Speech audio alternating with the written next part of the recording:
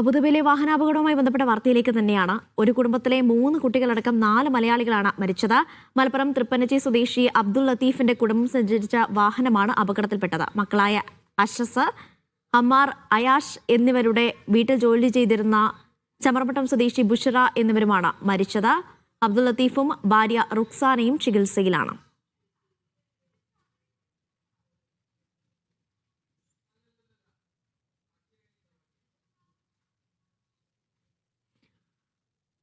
അബുദാബിയിൽ നിന്ന് അക്ഷയ് പേരാവൂർ ചേരുന്നുണ്ട് വിവരങ്ങൾ നൽകാനായി. അക്ഷയ്, എങ്ങനെയാണ് ഈ അപകടം ഉണ്ടായതെന്ന കാര്യത്തിൽ ഇപ്പോൾ ഒരു വ്യക്തത വന്നിട്ടുണ്ടോ? അനീഷ, ഇവർ അബുദാബിയിലാണ് താമസം. ഇവർ അബുദാബിയിലെ ലിവ ഫെസ്റ്റിവലിന് പോയി തിരിച്ച് മടങ്ങി വരുന്ന വഴിയിലാണ് അപകടം സംഭവിക്കുന്നത്. ഇവരുടെ കുടുംബത്തിലുണ്ടായിരുന്ന ഒരു കുടുംബത്തിലെ 3 പേരാണ്. ആ 3 പേരും കുഞ്ഞുങ്ങളാണ് എന്നുള്ളതാണ് ഏറ്റവും വേദനിപ്പിക്കുന്ന ഒരു കാര്യം. അതിൽ 14 വയസ്സുള്ള അഷസ്, അതുപോലെ തന്നെ 12 വയസ്സുള്ള അമ്മാർ, 5 വയസ്സുള്ള അയാഷ് എന്നിങ്ങനെ 3 കുഞ്ഞുങ്ങളാണ് മരിച്ചത്. അതോടൊപ്പം ഇവരുടെ ആയിയായ ബുഷറ 2 മാസം മുൻപ് അവധി കഴിഞ്ഞ് തിരിച്ച് അബുദാബിയിലേക്ക് എത്തിയിട്ടേ ഉള്ളൂ. ഈ ഒരു കുടുംബം കഴിഞ്ഞ 17 വർഷമായി അബുദാബിയിലാണ് താമസം.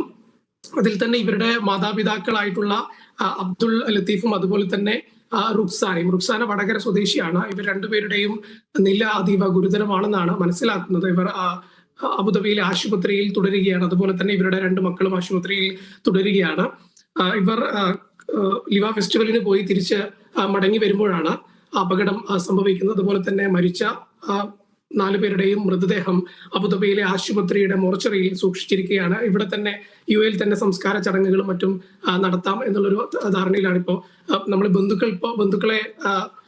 ബന്ധുക്കളിൽ നിന്ന് ലഭിക്കുന്ന വിവരം അനുസരിച്ച് UAE തന്നെ സംസ്കാര ചടങ്ങുകൾ നടത്താം എന്നുള്ളൊരു തീരുമാനത്തിലാണ് അനീഷ.